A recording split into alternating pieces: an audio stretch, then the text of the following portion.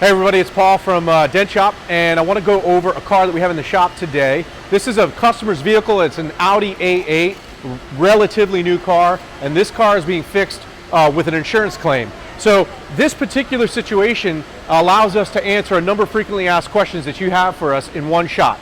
The first question is, do you work with my insurance? The answer to that question is yes. This is an insurance claim, has been approved by the insurance company, and we're getting ready to fix it. The second question that this answers is, can Dent Shop fix aluminum, damage in aluminum? The answer to that question is yes. This entire car is aluminum, and so the area where the damage is on this car is aluminum, and we're going to fix it with paintless dent repair.